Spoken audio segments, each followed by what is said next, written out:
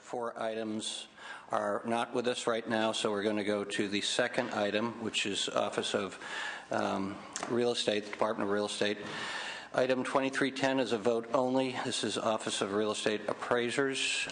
If I don't see any indication, we'll assume that that's 2-0, and that will be moved out, which will take us to 2320, the Department of Real Estate and the Mortgage Loan Originator Licensure.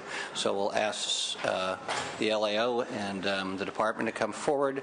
And as they come forward, just a question, how many veterans are here to speak under public comment? If you could just raise your hands. Okay. There'll be three. There'll be three? We're going to have three.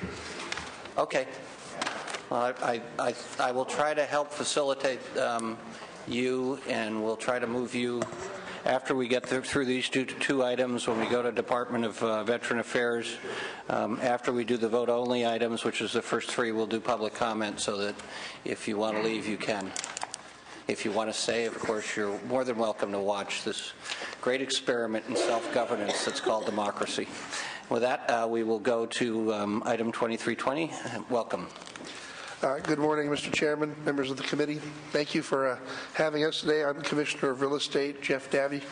With me is our fiscal officer, Mr. Steve Ellis, to my left. As you know, we are here with the BCP to implement the SAFE Act, which is federal legislation that has come down. And last year, the Legislature of California passed SB 36, which allowed for California to implement the SAFE Act in 2010, and the Department of Real Estate, of course, is responsible for implementing the SAFE Act for its mortgage brokers. This is the mortgage licensing of mortgage originators throughout the entire country, but for California, most of those fall under the Department of Real Estate and the Department of Corporations. Ours are the mortgage brokers. And you all remember this is a response to the mortgage meltdown that occurred in 2007 and 8, and this is finally coming to fruition, and we're pleased to be bringing it to you now today. The questions that you have addressed, I'll just go ahead and respond to those if that's okay? Be great. First of all, we did do the transition initially for our licensees.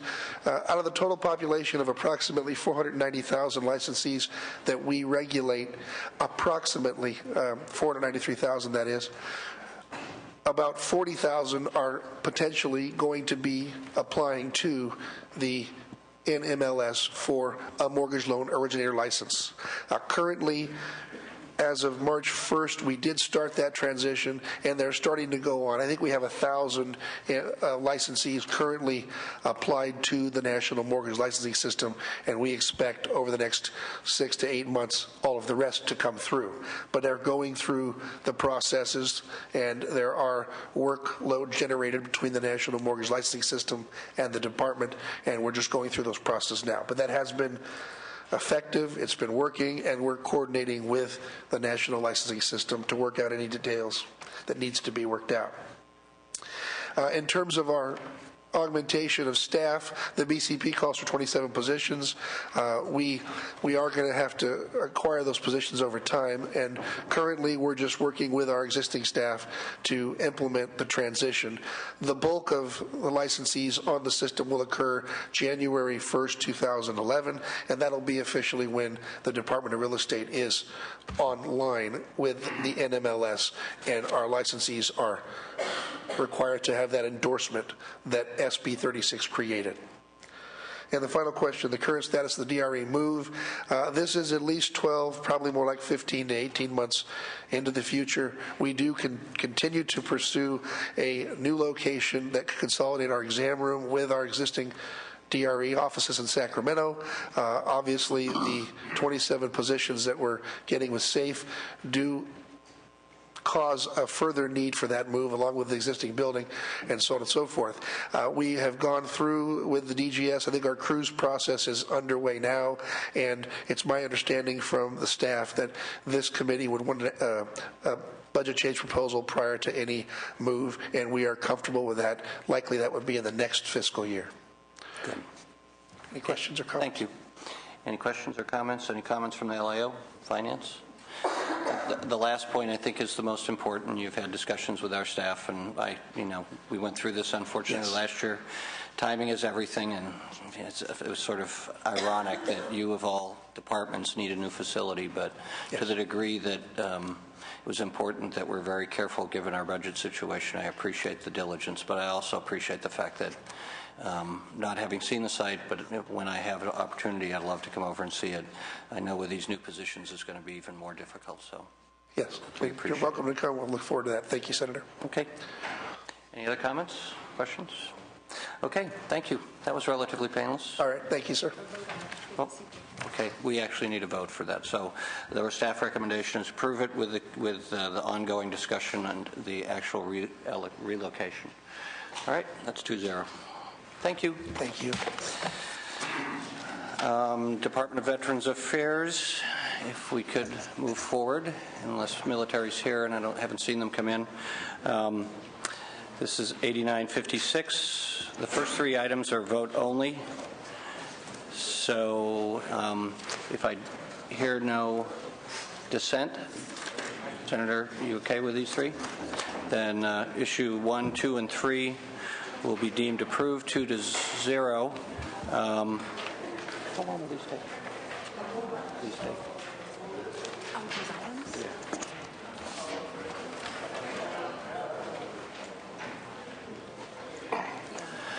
Okay, so as I said at the beginning, for the veterans who are here, we're going to take public comment a little out of order to facilitate your schedules if you want to stay or leave. So you indicated you had 3 speakers.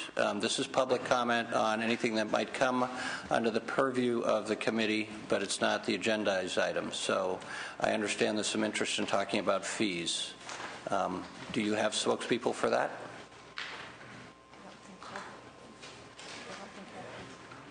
No? You asking us to come make public comment? Yes. That's okay. Trying to be helpful. Maybe I'm confusing things.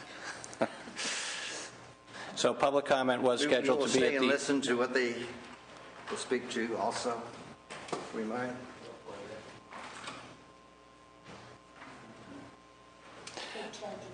That's right. And women, Senator.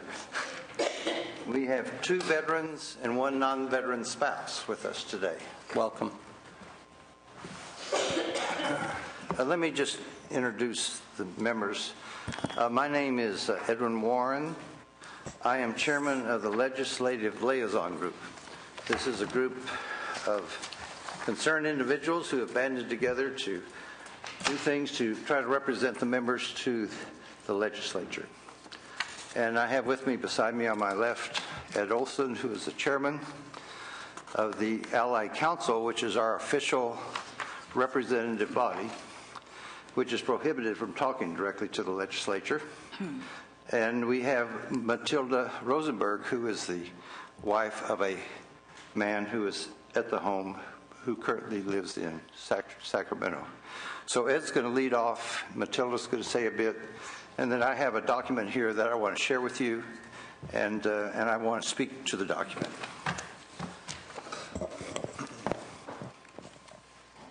Thank you for hearing us. I'm Ed Olson. I am the current chairman of the Allied Council at Yountville, where we have about 1,050 veterans living. You may well know that. Anyway, I have a petition here that I'd like to put in your hands that deals with a couple of our issues. Sergeant will get it. Thank you.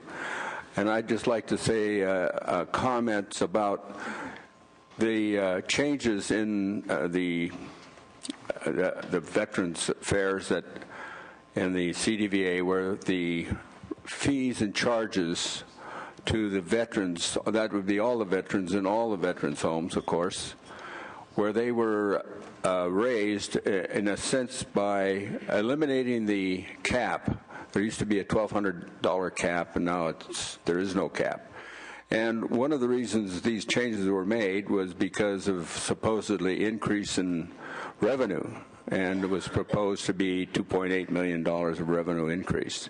And we've looked at numbers that were supplied to us from the administration that have showed that basically what's happening is going the other way. It's going downhill. There have been many veterans that have left the home because of these tremendous increases. There were veterans there that were paying the $1,200 max, and now they had to pay up to $3,000. And so they have chosen to leave. Now, even if they could afford to stay, they decided it's better to leave. They have plans for their money, for their families, et cetera, et cetera. So this has been very awkward. We feel it's totally unfair relative to the fact that, in a sense, we had a contract when the veterans came in with certain conditions that were met. There was no indication that the fees and charges would be changed. They were changed without really consulting or talking to us ahead of time what was going to happen, so people could plan on this. And you can see very clearly, I think, people that have been there for many years that are dealing with things with their families, have plans for their families, and now it's set up where that doesn't work, so they're having to leave. And our position also is that probably there will be less people coming in with a higher revenue, so the revenue essentially isn't going to be what was projected, this $2.8 million will probably never happen. And it's clear it's already going down. So we feel it's totally unfair in that respect, and we would like to see it reopened at some point and see if we couldn't reverse it and take it back to what it was. We probably know that getting it grandfathered at this point is not a very practical issue, but we certainly think it ought to be taken back the way it was and consider some other way of increasing the fees that won't drive out all the many members that are already there and keep many members that may come in from coming in. We know that we want to support certainly people that need the home, but still it is set up the way it is, and we would like to have people coming in there and feel free that they're not going to lose most of their income because of these exorbitant fees. And the fact that they also made it demanded that there would be a 90% of the veteran spouse's income would be taken, and that is totally unacceptable, even though that is a small amount of money. And in fact, that's more of a reason not to change that, because it is such a small amount of revenue that it's going to change and bring in. So I thank you very much. Thank you. Mr. Rosenberg.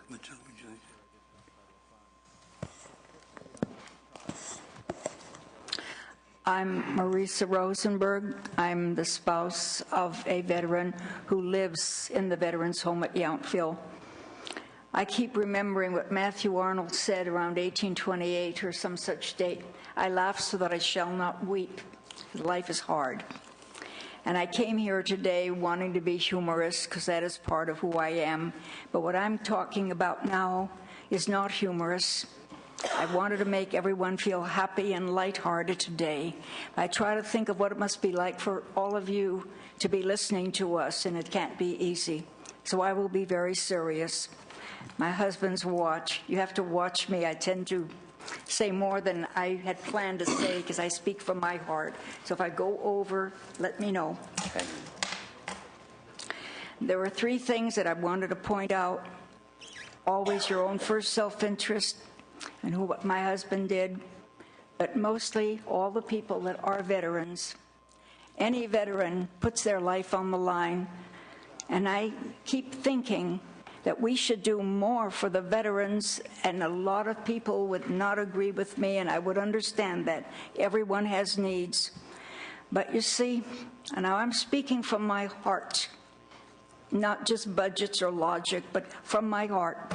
If we didn't have our veterans go to war, World War II, every war we've had, we would not have the freedom for me to speak here to all of you. America would not be what it is. It is because of our military that we have a free country. Like Benjamin Franklin said when the woman asked him, what have we got? He said, we've got a republic, if you can keep it. It's the veterans who go there, young men in their prime, who want to be married and have a family and want a career, and they put their lives on the line. My own husband, World War II. They are, to me, might be biased, but they are, to me, the most important group on the budget, because without their winning, we would have no budget, we would have no legislature. And that is from my heart. In my own particular case, I was told it would be $1,200 a month and it would never go up any higher based on our income, and it would never be higher than that. I had to rearrange our budget, so it's now $1,314 a month. Personally, my life is more expensive. We still live in the same house that we bought in 1950. I do. My husband did everything. He knows every nail in that house. He did the gardening, the plumbing, the electrical work, the carpentry work. You name it, he did it. I'm not good at those things. I have to hire a carpenter, hire a plumber. If there's anything on the roof, I've got to hire a roofer. So I have more expenses now together with what I am paying for the veterans, but it's worth it because he's so contented and so well cared for. I don't want him to have to give up what he's got because we wouldn't have enough money to pay every month. And that goes for everyone there. My own husband also got Purple Heart and a Bronze Star, but so does everyone. They've all had something. There isn't one person in the service that hasn't earned the merit and the respect and the love that we all feel for them.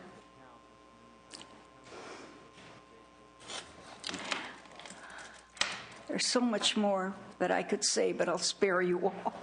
Thank you. Please, please, make it a priority. Thank you. Thank you for listening. Thank you, Ms. Rosenberg. Mr. Chairman, I have recently written up this brief report that has two parts to it, three parts to it. The first one is sort of a general introduction as to why we're asking you to do something most unusual, which is to reopen and reconsider items that you took last year. And we do that first because we didn't get a chance to have a say last year. They did this without telling us about it. You had already had your conversations before we knew about it and could make a presentation. So we haven't had a say about it yet. The second reason is that the financial money that they said, $2.8 million, is not true. We don't believe it's true. And the second piece I have here, which I titled Smoke and Mirrors, is a phrase that has been applied to more than one effort to gain more revenue, but we believe it's true in this one as well. And thirdly, we think it's a moral issue. I would ask you, after you go out of this meeting, to take the time to read the last letter that was written by a veteran who's left the home, and he spent 1.5 years in Vietnam spraying Agent Orange. For financial reasons, he's left the home, but he should be there. He has a whole array of difficult physical conditions that come directly out of his service. And he talks in that letter about the broken promise. Now, it's clear to us after meeting with CDVA, because we're continuing to try to find ways to work it out with them as well, that they have the power to adjust the cap. That the responsibility for the cap had been in the law. It is now in the hands of CDVA. They chose the figure of $3,000, which is an average figure for domiciliary care. People like ourselves who are here today. It's higher as you go up in higher levels of care. It gets over $6,000 as you get into skilled nursing. But they have the power to adjust that. And we think that a 250% adjustment, increase is unreasonable. And the people at the home just cannot, the men, the veterans, cannot understand how it is that the women who are non-veterans were able to get relief while they who serve their country cannot. So if we turn to the third one, the smoke and mirrors, we obtained through the Public Records Act from our administrator, and we are mostly talking about Yountville, but Yountville represents about half of all homes in California, so you can kind of double our situation. You sort of see what it's like everywhere. But in Yountville, it was given in testimony to a Senate Veterans Committee about 3 weeks ago that 14 people had left the home because of the increase in fees. Now, I don't know when that figure was counted, because when we take a look at the numbers of people who've left the home, which includes people who've died as well as people who've left for other purposes, in one of the items that I have in here, there were let's see here. There were 120 people, veterans, paying the maximum, $1,200 before the cap was removed. There are now 76 people who pay the maximum. So it's gone from 120 to 76. Some of those are people who died. We guess. We can't tell from the information they gave us, but they know. So anyhow, so the figure of people paying the top has gone way down. And that's the reason why this effort to increase the fees, increase the caps, is going to produce some less money. And this is analysis done by Bob Heiss at our home that I think is rough but works well. And what's happening is that the increase in the maximum is driving the people who pay those maximums out of the home, and they're replacing it with people who pay the minimums or pay no fee at all. Now, we're not against people coming in who are homeless. We support that. Don't get me wrong. But we don't believe it's right to break the promise to people who are already in the home in order to get money that isn't there anyhow. So they're going to do that. And just let me give you one more figure. At the time that before the fee was instituted, average fee was $917. The fee went up to $975 once the fees were increased. It's now back down to $938. And we believe it will continue to drop because there are a lot of people there who are holding on. There are a lot of people there who believe they want to stay because it is their home. But they won't if they don't see that there's going to be some relief down the road. So we formed this committee promising we'd do our best to find relief. And we would ask you to just read the last part in this. It says that 209 changes in Section 1012.3 of the Military Veterans Code breaks real promises to veterans for a false promise of revenue increase. We ask you to immediately change the maximum fee before the veterans who pay those fees leave the home, and we end up with less money than what we had started with. And do read that letter, because I think it speaks to the moral issue about what is the responsibility from the public back to the veterans. Thank you. Thank you, Mr. Warren. Thank you for your testimony. Thank you, all the veterans who've come down today. We can't take action because this isn't agendized today, as you indicated.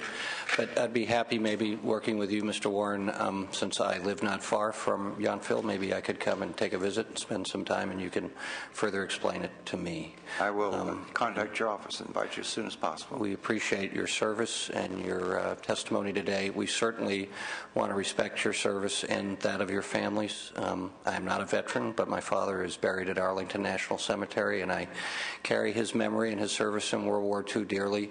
I agree with Senator Correa. We should be doing more in this country for veterans. But we have many, many difficult choices, as you've indicated, and I appreciate your understanding of what we're going through. But I will try to arrange something with you, and maybe if you can let my office know, maybe next week during the break I can come up and visit. Thank you. All right. Thank you all.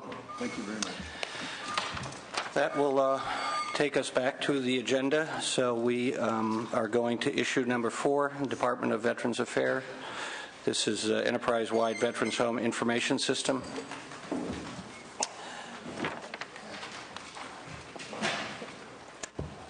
Sorry to have you come up and move. It's quite all right, sir. Jack Kerwin for the Department of Veterans Affairs, Deputy Secretary for Administration. Good morning, Mr. Chair, members of the committee. Issue number 4 relates to the Enterprise-Wide Veterans Home Information System. The request is for reappropriation of funds. The department has issued a special project report number 1 that's been approved by the Office of the Chief Information Officer that revised the scope and schedule, and these funds that we're seeking a reappropriation were savings from the prior year. There's no request to increase the cost of the total project, but rather just to make those savings available for future years as we progress forward. If I may, staff, the agenda shows some questions that staff has suggested. If I may, I'll just go ahead and answer those. Relating to the March 15th, and can the administration provide more information about the number of bids received? There are multiple bids. 5 packages have been received. The evaluation process on those is currently in work. That process will determine which of those 5 are responsible and responsive bidders. And then the same committee will make a best value selection on that. We do feel there are viable bids in there, but that kind of gives you an idea of how many we're looking at this time. That is usually a fairly high number for an information technology procurement to have that many packages received for a project of this size. Related to the simplification of the scope and the total cost, of course, because we're in the process of evaluating these bids, we don't know what the end amount will be. As I said, this is a best value procurement, so the first process is grading how well the bids that we have received meet our system requirements, and then the final portion is opening the costs. One thing I did want to point out for the committee's information is that this is actually the second RFP we've done on this project. And the feedback, and the reason it's the second is, and the feedback that we're getting from vendors for the first RFP was that the project scope at the time could not be achieved with the budget that we had. Since that time, the acute care hospital has closed at Yountville. That's the de-scoping that the staff is referring to in the agenda. And subsequent to that, we undertook what's called a request for information process. And we had a much better response from that, and we had feedback from the vendors that they felt our budget was more in line with what we were trying to accomplish at with the revised scope. So basically, we're looking at yes, there was a de-scoping, but now our lineup in terms of projected project costs and what we'll see in bids is more in line. And does CDVA still estimate an intent to award by June 2010? And yes, sir, barring any unusual or unforeseen circumstances, that's the schedule and that's our intent. Good. Any questions? It's my understanding that we will be able to continue to keep a look at it. The legislature will, under the provisions, so we will do that, but we wish you the best of luck. There's a staff recommendation is to approve it. If I hear no dissent, that's approved 2-0, which takes us to issue number 5, the Veterans Home of California, Greater Los Angeles, activation of Phase 4. Yes, sir. This, as you say, is the activation of Phase 4 of the Greater Los Angeles Ventura County. We've been before the committee for a number of years as this has progressed.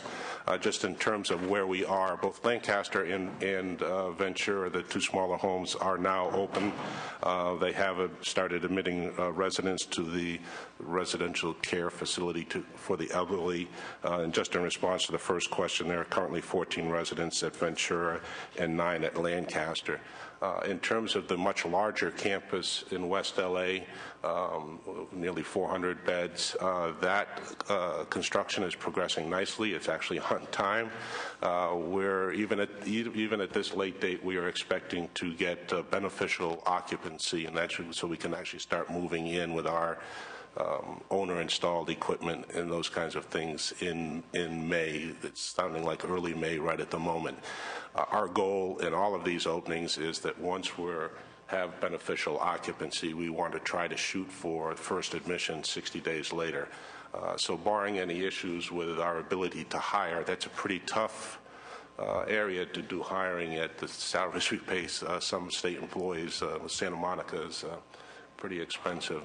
But barring any difficulties with that, we would intend to be at start admissions in the summer time frame. So we'll certainly keep the committee informed. And as staff notes that'd like to keep this open, we have no issue with that, and be happy to continue to update staff and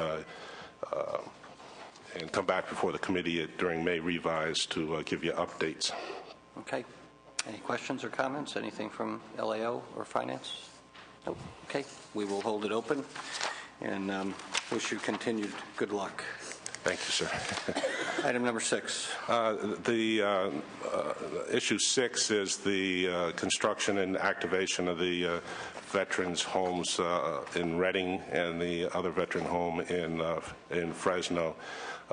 These are currently in a design-build process. Construction contracts have been awarded. We're in design. We're actually expecting having groundbreaking ceremonies in May. And these are both expected to open in the 2012 arena. What you see before you is the same type of process we used with Glavic, with an activation of staff as we proceed to the point of turnkey complete opening. The first question relates to the headquarters staff that are construction related. And I just want to make sure that what we're talking about, what I'm going to talk about is the same thing that this committee wants to hear about. The activation staff, which is what you're seeing in these BCPs, are permanent staff that will stay with the home. They're usually front-loaded, and this is from experience that we've seen in both opening Barstow and Chula Vista. In Fresno and Reading, we've had additional lessons learned from the opening of Glavic, but these are front-loaded to have permanent overhead staff. So obviously we're doing a lot of hiring, we're doing a lot of procurement, contracting, those kinds of things. So that's why you see more overhead staff, obviously at the front. Direct care come later in the process. My capital assets and facilities management unit is 5 people. They do all of our capital assets, capital projects, major, minor, deferred maintenance, in coordination with the homes. That's the group of 5 people. They're working all these projects, so there's no change in that staff. As Glavic has wound down and we start closing the grant process on that, they're shifting their work to the Fresno and Reading processes. So that's the construction-related staff. Activation staff, as I said, are permanent to the home. So folks that we've hired in initial phases of an opening, they stay with the home. They become permanent members, permanent staff members. And the second question relates to an exemption request and vehicles. Yes, that is an extremely touchy topic. In almost any office you walk into, we are going to comply with whatever process is in place at the time we need to actually purchase these. These vehicles, of course, are required for licensing. We do have to provide transportation for medical appointments or even social activities as we license these facilities. But whatever the process is in place when we need these vehicles, we will certainly comply with that. Okay. Any questions or comments? Well, the concern is, and we certainly don't want to micromanage particularly these kind of numbers, but we want to make sure that they are what they are, and both for the vehicles and for the headquarters staff. So we can we'll continue to keep an eye on things, and your comments about following the executive orders. Obviously, we assume if there's a conflict between your licensing requirements and the executive order, you'll let us know. Yes, sir. Okay. This is to hold open, so we appreciate your time. Thank you for all the good work that you do as well. Thank you very much, sir. Members of the committee. And that will take us back to item number 1, the military department. We have 4 items. The first 3 are a vote only. So if we have any comment or question or dissent, okay, those 3 will move out on a 2-0 vote, which will take us to what turns out to be our last item, issue number 4, the consolidated headquarters complex for the military department. Welcome.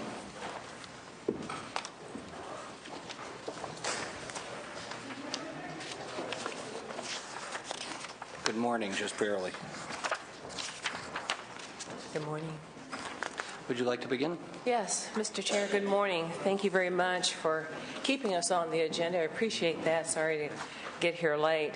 But my name is Mary Kite. I'm the Brigadier General in the California National Guard, the Adjutant General.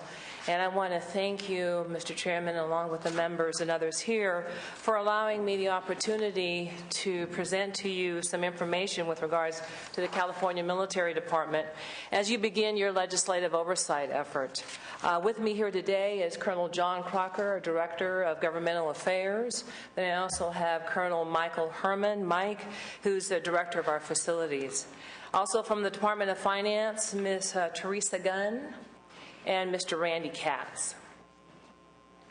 Mr. Chairman, in reference to your letter that I received, your 5 March letter, we did provide you with some baseline information that was delivered. But briefly, I want to mention to you that about our mission, we are driven by the proper authority to organize, resource, and train our service members so that we can respond to the needs of our nation, our state, as well as our community.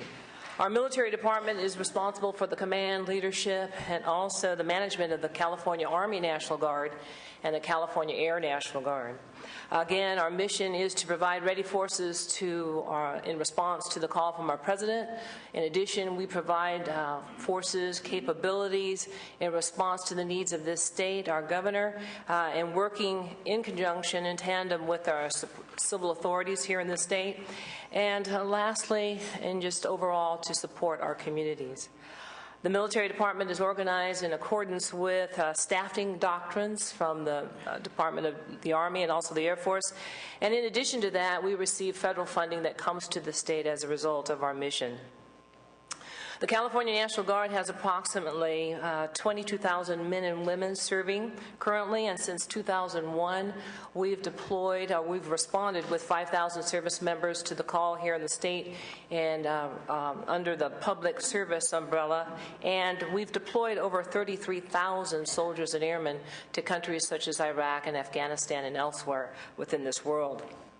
As part of our continued commitment to readiness to both this nation and also the state, I come before you today requesting funds and the authority to support a consolidated headquarters for the California National Guard. Specifically, the department is requesting $47.3 million in leased revenue bonds authority and the authorization to expend $1.8 million of existing Armory Fund monies, and in addition to that, to acquire 30 acres of land and fund the state share of design and construction for that building. This is my top priority for the California National Guard, and this is critical to the state's effort to place this project on the federal future years defense plan. Placement on that defense plan is necessary to ensure that California receives design and construction funding from the federal government.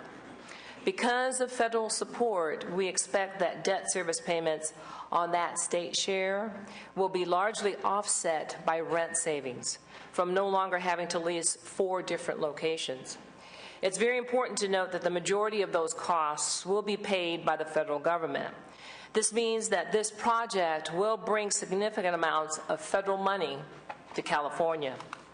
So at this time, even a year delay would introduce a significant risk, namely the potential to lose the currently secure site for the headquarters complex. Finding a new site will take some additional time and expose the California National Guard to the loss of federal monies, not being able to support a new headquarters building. Not to mention the additional years in undersize and efficiencies, geographically separated facilities, so we do want to consolidate. In short, this issue represents the California National Guard's future and will play a decisive role in its ability to maintain effective command and control over a large and a diverse set of missions, and sometimes complicated missions. This is ultimately a public safety and personal readiness issue, and if executed, will reduce risk to the state and provide great stimulus in the form of federal funds and associated revenues. At this time, Mr. Chairman, my staff and I would be glad to answer any questions. Once again, thank you for your time. Appreciate it, General. I do have one question regarding the uniqueness of the financing, and we have a question about if there are any developments in the alternative financing effort. And that comes from Finance. You're looking at Finance, so I think they're asking you.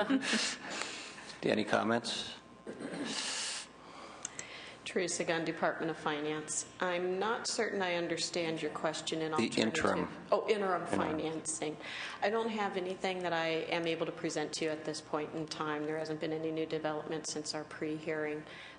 We're still working on things, and unfortunately right now our top priority has been the general obligation bond sales and a couple of lease revenue bond sales that we are hoping to finish through the month of April. We're closing down today the GO bond sale, and next week we'll finish the first pricing of our first Public Works Board bond sale.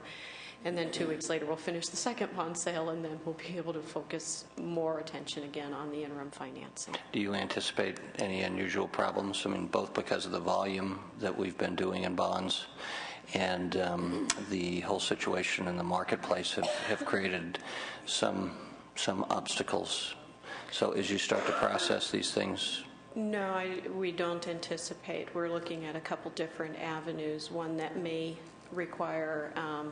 one obvious option would be issuing bans as interim financing, but we're looking at several other options that wouldn't require going to the marketplace. Okay. Hope that's sufficient for... anything from LAO on any of this item? Yes. Nancy Paulus, LAO. We support this project. There's a timing issue here, and I just want to point out one particular issue which I think has been addressed by Finance working with DGS. This project was initiated and has already been approved, the purchase option, as of 2006-2007. So this was initially looked at and reviewed by the legislature then. And the purchase option is going to sort of expire in 2012. And the lease doesn't expire until 2017. And at that point in time, they're going to be ready to proceed to construction at that point in time. There will be some time in between, potentially the opening of the first phase of the new headquarters and the actual time when we're out of the lease on the other headquarters, a period of a couple of years potentially.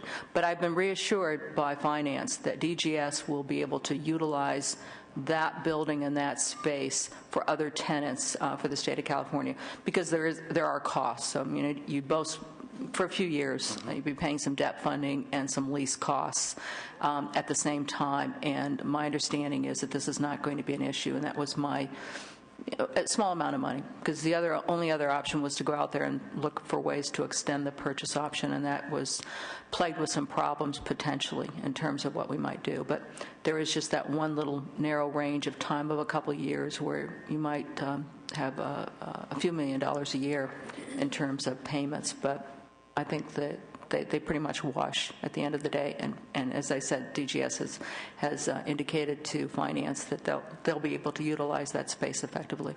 Okay. Any comments or questions? Well, we want to work with you to make sure it's done as efficiently and effectively as possible, and you deal with all of your new standards in terms of protecting your workforce, so we're sensitive to that as well. So the recommendation is to approve the request. As I hear differently, it's unanimous, 2-0. So congratulations. Thank you, Mr. Chair. Thank you for your time. Thank you, General. My pleasure. Have a good weekend. That takes us to the end of our agenda. Once again, if there's anyone here to speak on public comment, seeing no one, we are adjourned.